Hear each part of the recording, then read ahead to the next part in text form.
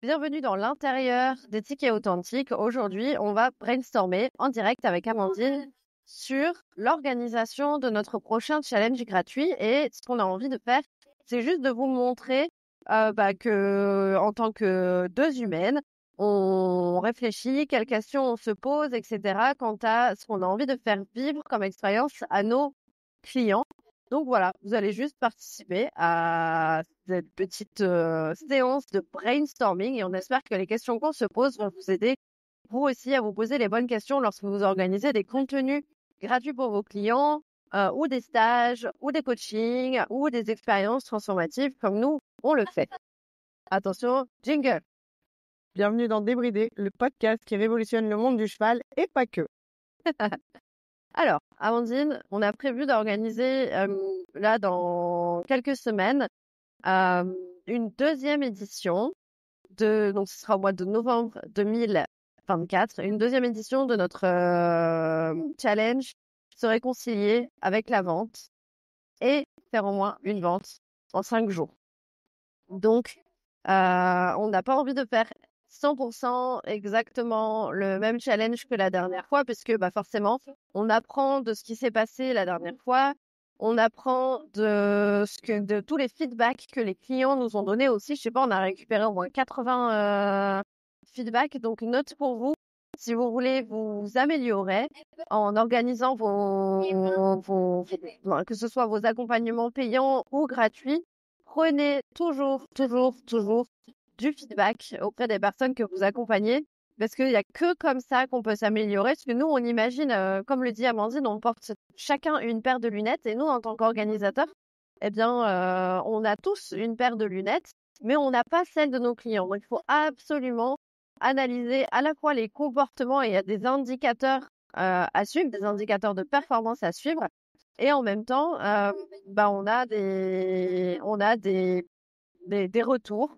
Et nous, on se base du coup sur à la fois les indicateurs qui nous indiquent comment se sont comportés les gens, le nombre de personnes qui sont venues en live, le nombre de personnes qui se sont inscrites. Et du coup, on regarde un peu les taux pour voir comment les gens ont réagi à ce qu'on a proposé. Et ensuite, on regarde aussi ce que les gens nous ont donné comme feedback plus quali. Et on croise des informations pour en faire comment on appelle ça, des analyses, en tirer des leçons et faire mieux les fois suivantes. Du coup, si on reprend donc là, on va pas parler marketing, on va vraiment parler pédagogie et contenu dans cet épisode. On en fera peut-être un autre sur la partie marketing, mais sur la partie vraiment contenu, donc là, on est en camping-car, hein, en vrai, donc on n'a pas les informations devant nous, mais on avait envie de prendre 20 minutes pour brainstormer un petit peu. Donc, Amandine, qu'est-ce que tu te souviens en termes soit d'indicateurs de comportement, soit de feedback que les gens nous ont donné par rapport à ce challenge qu'on avait organisé pour la toute première fois au mois de janvier-février. Oui, ouais. La chose majeure qui était ressortie, c'est que ça les avait vraiment aidés. Ils étaient vraiment ressortis, la plupart très contents, avec des belles prises de conscience, des belles choses qui avaient bougé pour eux. On a eu plusieurs personnes qui ont fait des ventes, effectivement, soit pendant la semaine, soit dans les semaines qui ont suivi. Donc, il y a eu des vrais résultats, des vraies transformations comme on le veut. Et à la fois, les gens nous avaient fait remonter que c'était une semaine qui était quand même très, très intense. Ouais. En termes de charge de travail, en termes d'investissement. Donc, je pense qu'il y a ça qu'il faut qu'on prenne en compte. Et en même temps, selon moi, je trouve que c'est des semaines qui sont à l'image de ce qu'est la vie d'entrepreneur. La vie d'entrepreneur, il y a des moments où c'est un peu plus tranquille, etc. Et des moments où ça demande de charbonner un peu plus quand on crée un nouvel accompagnement, quand on lance un nouveau produit, quand on a un afflux de clients à un moment donné. Et donc, je pense que c'est aussi chouette ces semaines-là pour se challenger un peu. Ouais. Donc, je pense qu'en termes de communication, ça vaut le coup qu'on soit beaucoup plus clair sur le fait que, en fait, ça va être une semaine intensive, quoi. Ouais. Et une semaine intensive, ça va être en tout cas 3 jours intensifs, parce que le premier jour, il commence le soir avec un cadrage, et ça, c'était bien cadré. Le travail attendu, comment ça allait se passer, etc. lors d'un live. Et ensuite, il y avait 3 jours, 3 actions à chaque fois pour réussir pour expérimenter notamment ce qu'on appelle la partie prospection et en repartir à la fin de ces 3 jours ou peut-être 4-5 jours pour les gens pour qui ça prend un petit peu plus de temps parce qu'il faut attendre que les gens répondent, etc. Donc je pense qu'il faut qu'on soit clair sur le fait qu'il y a vraiment au moins 3 jours temps plein intensif sur le sujet. Ça peut être bien. Après, la question qu'il faut qu'on se pose, c'est lors de ce premier challenge, on avait enregistré des vidéos Ouais. et on avait fourni des cahiers d'exercices à ce moment-là à faire et ensuite on retrouvait les gens en atelier pour les faire avancer à ce sujet-là. Et on avait pris les feedbacks sur le fait que c'était trop intense, trop de temps, etc. Donc, sur le deuxième challenge, on a fait différemment. On a fait les ateliers en live. Et après, les gens avaient à dispo quand même le cahier d'exercice pour y revenir, continuer, etc. Et il semble que ça a quand même mieux convenu dans ce sens-là. Je pense que ça vaut le coup qu'on se pose la question de savoir comment on fait à ce moment-là. En fait, je me pose la question parce que les 2 fois, on a dit que ça allait prendre 2 heures par jour. Et la première fois, la deuxième fois, quand on a fait le challenge sur l'offre signature, on était quand même plus près des 2 heures par jour. Alors que sur l'autre, franchement, je pense que tout le monde a explosé vraiment. Donc, à partir du moment où c'est clair que, en fait, va falloir se donner à fond pendant 3 jours, je me demande si on pourrait pas garder quand même ce système de vidéos et où, du coup, le midi, les gens, ils ont eu le temps de regarder les vidéos, de commencer à se poser des questions sur ce qu'ils allaient faire et tout. Et on peut vraiment coacher, prendre les questions, aider à débloquer les situations. Je me demande si ça serait pas plus mal. Et en vérité, comme c'était plus intense aussi, quand on regarde un peu les statistiques, on a fait quand même plus de ventes, un meilleur taux de conversion en termes de vente lors de ce challenge sur la vente. Je pense que c'est un vrai sujet qui est vraiment une grosse épine du pied dans l'entrepreneuriat. Enfin, pour les entrepreneurs, plus que créer une offre. Et je pense que le fait d'avoir été beaucoup plus intense aussi, ça a créé plus de désir encore d'être accompagné. Donc, je me demande s'il faudrait pas qu'on garde quand même ce système-là dans ce sens-là. Par contre, en termes de pédagogie, je pense que ça vaudrait vraiment le coup parce que là, on a clairement passé des énormes caps en termes de vente et des énormes caps en termes de prise de conscience aussi et de conscientisation de nos propres processus de vente. Et du coup, je pense que ça vaut peut-être le coup qu'on aille revérifier nos cahiers d'exercice, notamment, pour que ce soit beaucoup plus fin et qu'on upgrade encore la partie pédagogique. Du coup, petite note pour vous. Nous, ce qu'on a fait dans nos challenges et ce qu'on fait aussi dans l'académie en termes de pédagogie, c'est que on a monté un système où on explique en vidéo le pourquoi.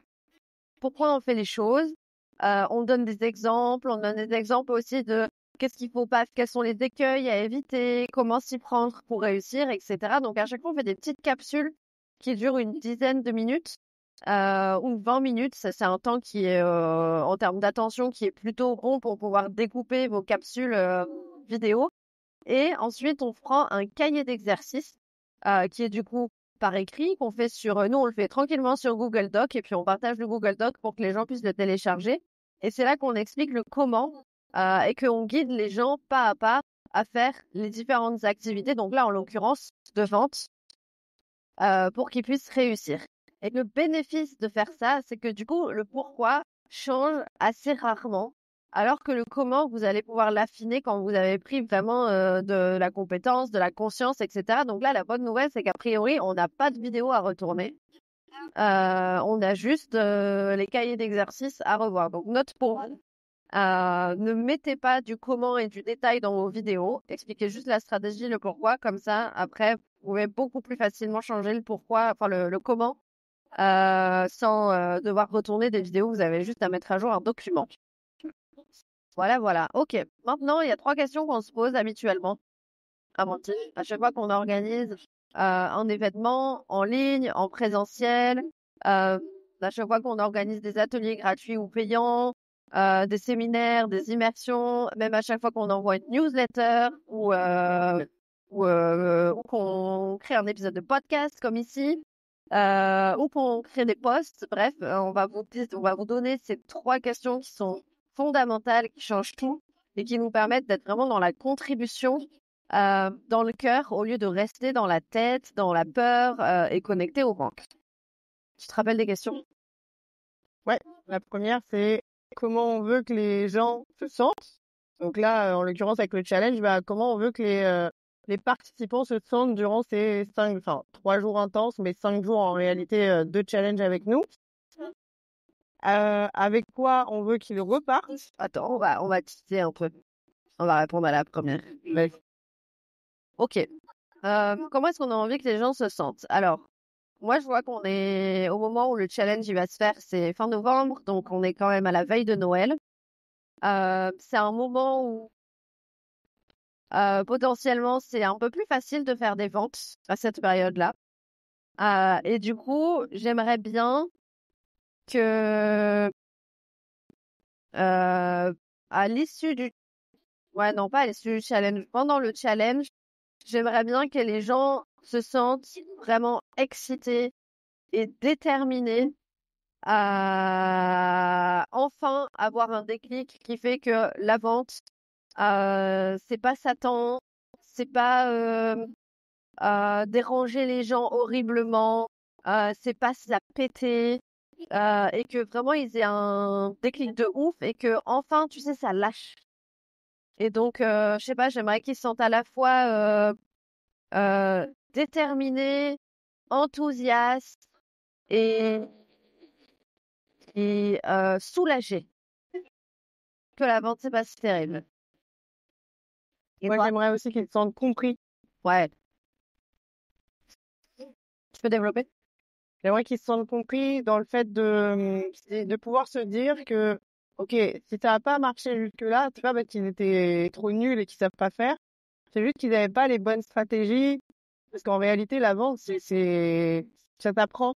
C'est pas, on n'est pas avec le gène de l'entrepreneur ni de la vente.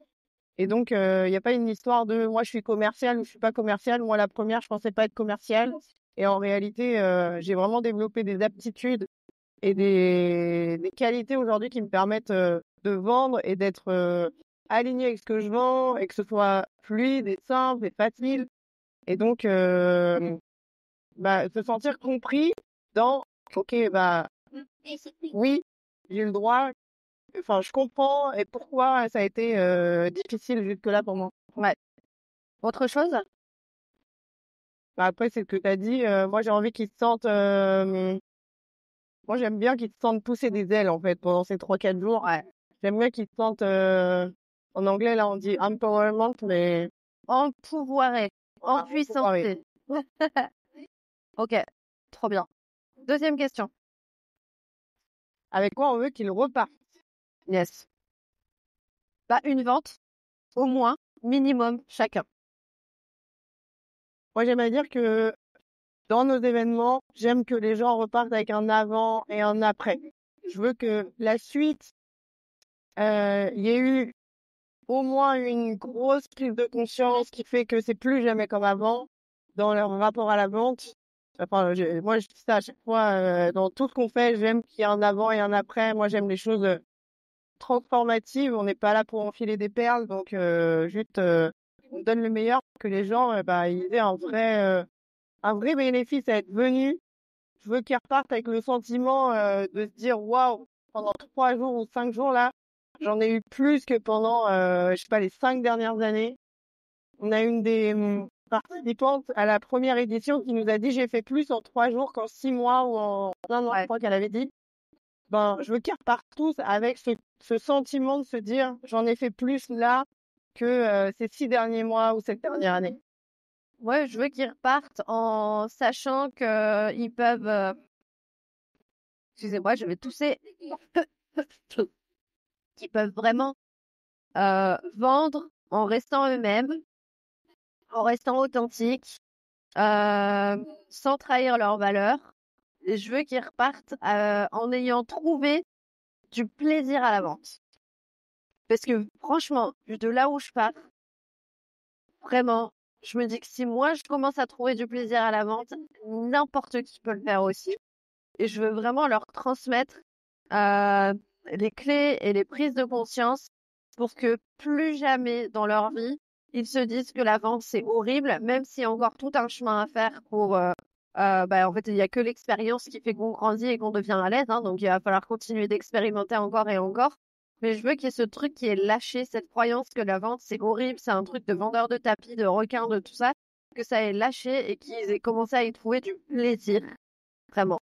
Et on a vraiment des stratégies pour ça, pour prendre nos valeurs les plus fortes et celles qui parfois nous causent des problèmes en réalité, parce on est beaucoup à avoir des valeurs, notamment dans notre éducation judéo-chrétienne. Là, on est beaucoup à avoir des valeurs d'humilité, tout ça, tout ça.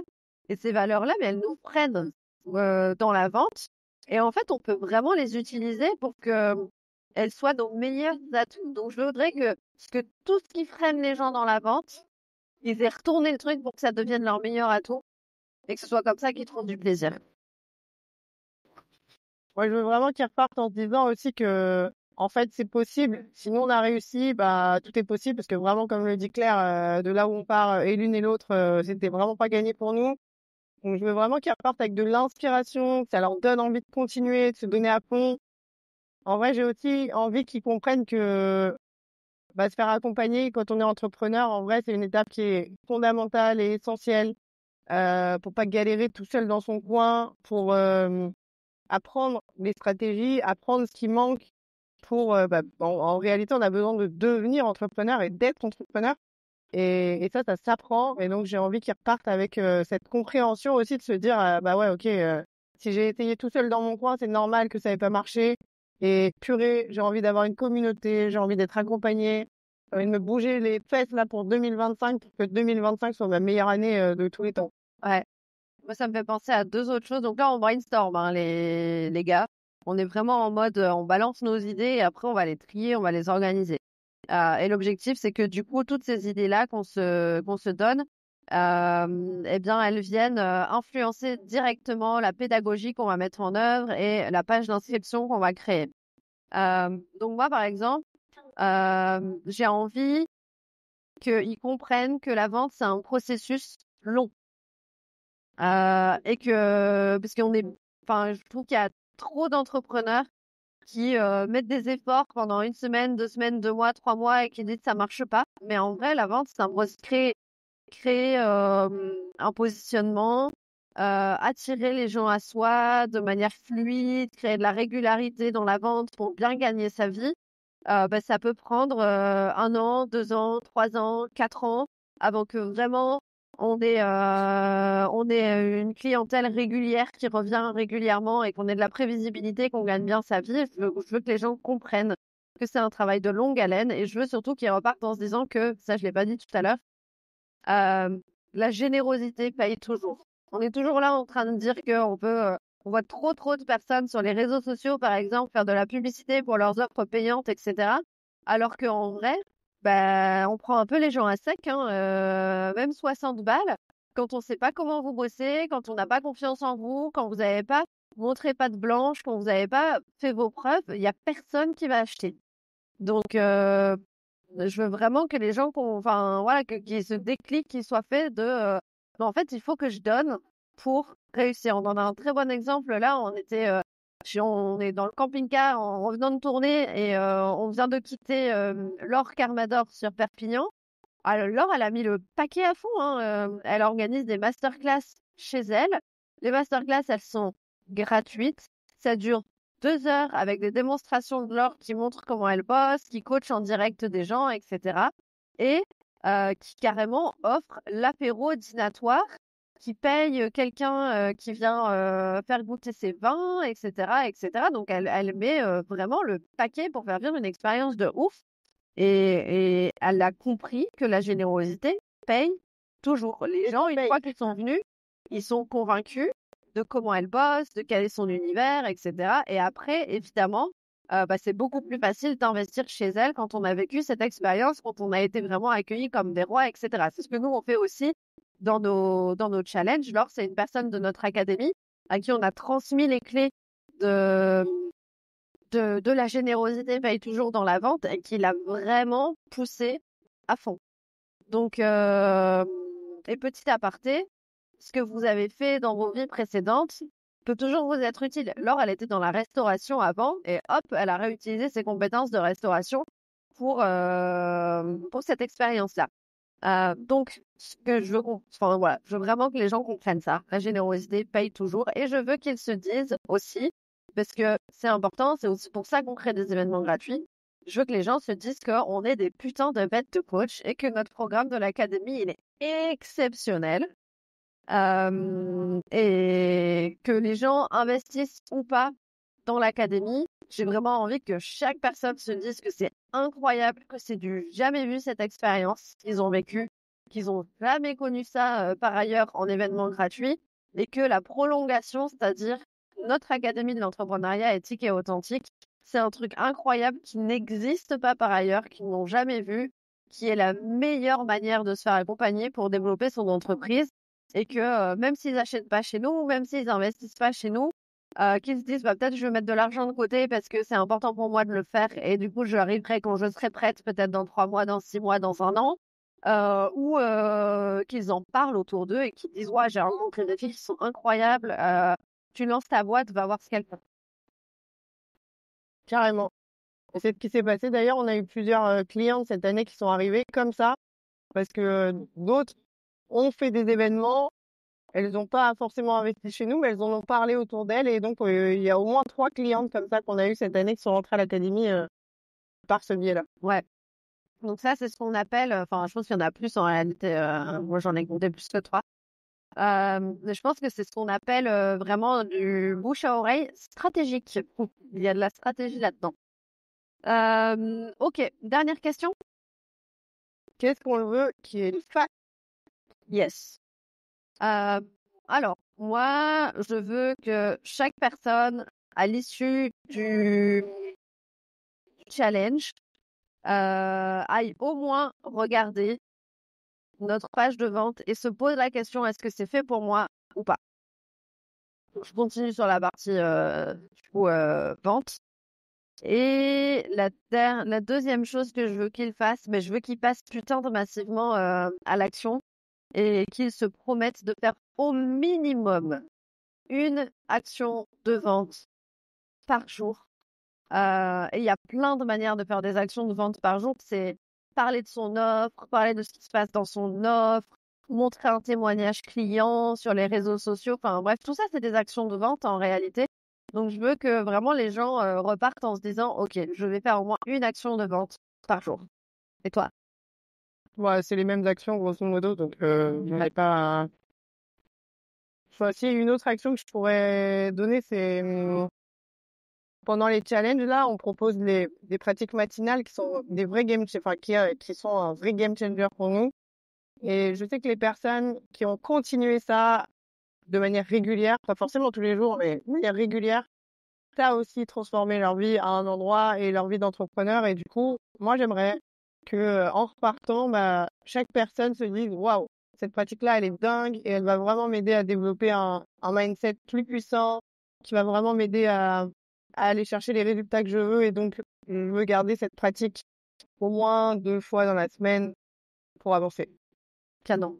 Et moi, je veux que à la fin du challenge, on va faire comme on a fait dans les challenges précédents, c'est-à-dire qu'on va partager du coup. J'ai dit que la vente est un processus long. Il y a vraiment des étapes et des processus à mettre en œuvre dans son entreprise, et notamment des processus pour vraiment se libérer du temps, c'est-à-dire construire un chemin de vente, un peu comme le chemin Ikea là, mais votre chemin de vente à chacun avec des contenus gratuits aussi, avec un chemin qui aide consciemment les prospects à prendre une décision consciente qui est juste pour eux. Je veux que chaque personne se dise, OK, je sais quelle est la prochaine étape pour moi pour avancer vers la construction de mon chemin de vente et je la fais. Trop bien. Alors, maintenant qu'on vous a montré comment on brainstorm, ce qu'on va faire, la prochaine étape pour nous, c'est reprendre toutes les idées qu'on s'est données là et se poser la question, OK, c'est quoi les plus importantes qu'on veut garder pour chaque question, les 2-3 points les plus importants qu'on veut garder sur chaque question. Et aussi, on va se poser la question, du coup, qu'est-ce que ça veut dire qu'on doit mettre en œuvre Donc, qu'est-ce qu'on doit, par exemple, mettre en œuvre dans notre page de vente? Donc là, dans notre page de vente, dans notre page d'inscription au challenge gratuit, eh bien, on sait qu'il faut qu'on précise que ça va être 3 jours plutôt intensifs. Donc, on va enlever le fait que ça va prendre 1 ou 2 heures par jour et on va remplacer par ça va être plus intensif. On va quand même beaucoup plus axer dans la page d'inscription sur le mindset qu'on n'avait pas fait avant. On avait une page d'inscription qui était vraiment pourrie avec un taux d'inscription qui était assez pourri. Donc, comme on a retravaillé avec notre coach, qu'est-ce qu'il faut mettre pour augmenter le taux de conversion, le taux d'inscription, et on va reprendre le modèle qu'on avait avant et on va le revoir. Donc ça, c'est pour la partie page d'inscription. Et pour la partie vraiment pédagogie et accompagnement dans le challenge en lui-même, quelques éléments que je peux déjà vous dire qu'on va faire, c'est que on va reprendre, par exemple, on avait fait t'as dit, toi, au début, tu voulais que les gens se sentent compris.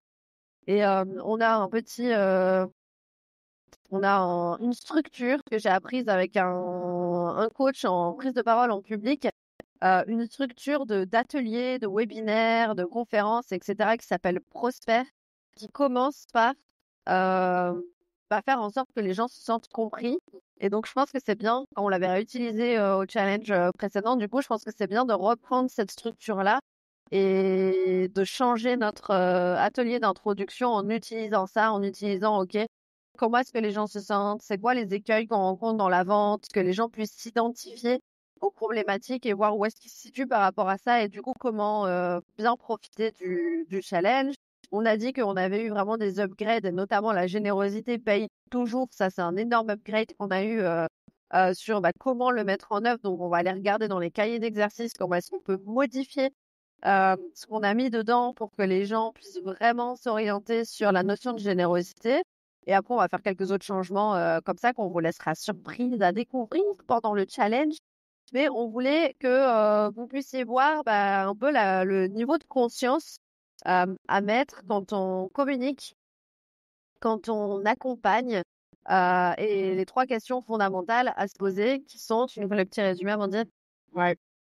Comment vous voulez que les gens se sentent? Avec quoi vous voulez qu'ils repartent? Et qu'est-ce que vous voulez qu'ils fassent?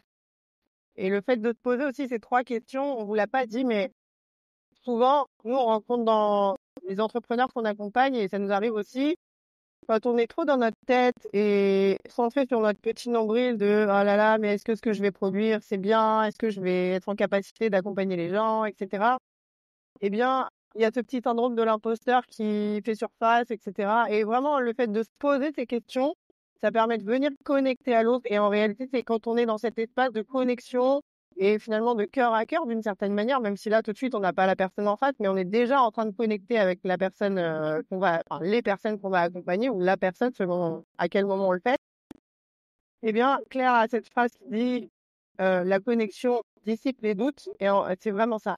Ça aide vraiment à foutre ce syndrome de l'imposteur au placard et lui dire, OK, cool, merci, t'es là, je te vois. Et en même temps, là, l'important, c'est comment je vais connecter aux gens.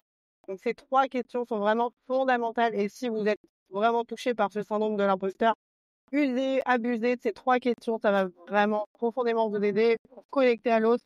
C'est juste, c'est ça qui permet de changer la donne à cet endroit-là. Merci Amandine. On vous souhaite une très belle journée. On espère vraiment que vous allez utiliser encore et encore ces 3 questions et on vous retrouve dans un prochain épisode pour vous raconter sûrement encore des choses sur l'organisation de ce challenge gratuit. Bisous!